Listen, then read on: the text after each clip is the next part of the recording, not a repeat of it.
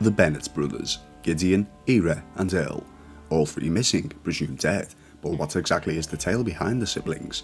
Well, today we'll be exploring this. Welcome to the video. You're listening to Phil or Filbee Gaming. If you enjoy the following, you all know what to do, and if you're new to the channel and haven't subscribed already, please consider doing so. Without further delay, let's get into today's exploration and see if we can figure out the story of the Bennett Brothers. The first piece of information we can uncover concerning the brothers is a newspaper clipping from the New Hanover Gazette dated August 12, 1896, 3 years prior to our current setting, and it reads as follows. Brothers slain in bloody murder triangle. 3 brothers from the town of Vansberg in Roanoke Ridge are believed to be dead, reportedly all murdered by their own hands. Friends of the family say the brothers, Gideon, Ira and Earl Bennett, were extremely close but had fallen out recently over some gold, which each believed the other had stolen from them.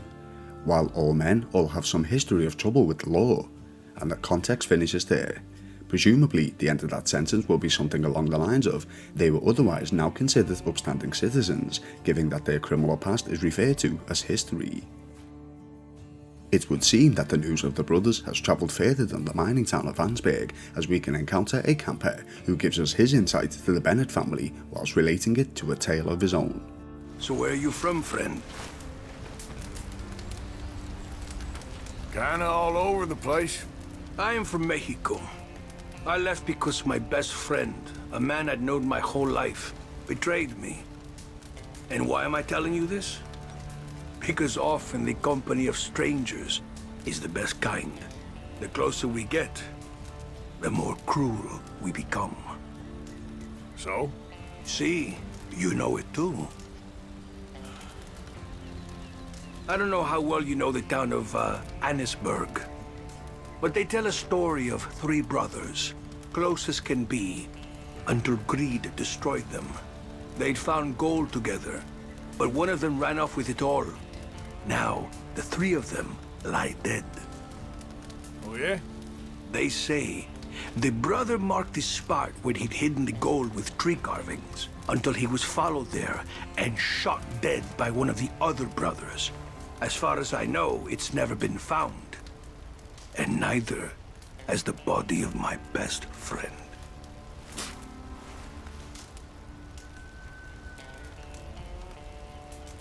Well, I've rested long enough. So we learn that there is in fact potentially some gold that the brothers had stumbled across, just as stated in the newspaper clipping, and the rumour is that one brother ran off with the gold, hoping to keep it for himself, only to be apparently slain by one or both of the other brothers. The camper states that he learned this information from the residents of Vansberg, but why does he compare his own story of betrayal? Is he simply relating the 2 stories, or is there something more afoot with the man? Something stands out in the final thing he says, referring to the apparent treasure. As far as I know, it's never been found. And neither has the body of my best friend. There seems to be more to this camper than we witness at first glance. This is something we'll come back to in our final thoughts of the video. Our next clue can be found in the town of Vansberg itself. Pinned upon the outer walls of the post office is a wanted poster. It reads, Proclamation of the Sheriff of Vansberg, rewards for the arrest of Gideon Bennett, last seen on the outskirts of Butcher's Creek. It offers a $100 reward for the apprehension of the man, although it doesn't state whether dead or alive is preferred. It also doesn't inform the bounty of the actual crime committed, but considering $100 in 1896 is worth approximately $3,700, give or take, in today's money, it's no small crime. Is Gideon receiving blame for the murder of the other brothers? No one seems to know for certain, as all the information given seems to be nothing more than hearsay. Now, as stated, the 3 brothers are from the town of Vansberg itself, and as far as employment, most locals will seek the mines for this. Exploring the mine shaft will reveal our next clue, a scribbling etched into a wooden blockade, which goes as follows. North Bennett Flue, North Bennett Flue, red roof, green door. Brothers, I'll be poor no more. This is a clear and obvious reference to the 3 brothers, even by name, but what's more interesting so is the content of what was written if we explore the wording a little more in depth. North Bennett Flue, indicating that whichever brother has etched this has in fact fled the siblings. North Bennett Flue, Flue, a different definition of a similar sounding word, meaning any duct or passage of air, gas or the like. for example a chimney. Red roof, green door, the potential clue to a marked location. Brothers, I'll be poor no more, a clear indication of the treasure. But why etch this carving into the mines in the first place? Red roof, green door. The location of this clue can be uncovered, and it's merely a stone's throw away from Ansberg, just north of the trail. Heading this way, the player will uncover Reed's Cottage, a homestead which does in fact have the characteristics described in the etching, both the red roof and the green door. Upon entering the property, it's clear it's been abandoned for some time, referencing the many cobwebs that surround the walls of the home. In the direct eye line to the player as we enter, a family portrait resides upon the wall. The three brothers, Gideon, Ira and Earl, although which is unclear. There are lootable items in the cottage, but we're here for the next clue in our search. North Bennett Flue, a chimney. To the left of the home rests a fireplace, and upon inspecting its contents you will uncover the following: a scroll of a paper titled Sketched Map. Opening the map will reveal it's a detailed explanation to the hidden treasure that the three brothers apparently murdered one another for, or Gideon alone if you followed the thought process of the Ansberg sheriff. There are 4 separate markings on the map. Top left we can see the sketchings of the distinctly shaped Elysian pool, directing us from the town of Ansberg. Largely in the centre we have a more detailed version of the body of water, accompanied by an arrow pointing to a lone tree atop the rockery. Bottom right we have what appears to be the same tree marked with a large X in its bark, with the caption 20 steps north and 5 steps east, and finally to the top of the page a detailed path guide. Heading to Elysian Pool, placing ourselves at the spot indicated, we can locate the lone tree atop the waterfall. Heading up you'll uncover the X-marked tree. If we follow the instructions given in the map by walking 20 steps north and 5 steps east, you'll uncover a rocky formation. After removing the large stone, you can finally uncover the missing treasure hidden by the Bennett brothers, 1 solid gold bar. If you sell this at a fence, you'll net a nice $300 in-game dollars, equivalent to a little over $11,000 when comparing it to today. Not too far from the treasure location, just north of Butcher's Creek, is one final piece of the puzzle. A marked grave with the inscription Bennett, but oddly misspelt. So even though the mystery location of the Bennett's gold bar has been uncovered, there's still a few unanswered questions that linger, so let's ask these questions and see what answers we can theorise if not uncover. Firstly, the etching in the mine. Why, if a brother wished to keep the gold for himself, as many may have believed, later causing the demise, would they leave a clue for someone to transcribe, potentially having their belongings taken from them? Why was the Bennett name misspelled on the gravesite? Was Gideon the apparent killer, and if so, where exactly is he, and what connection did he have to Butcher's Creek?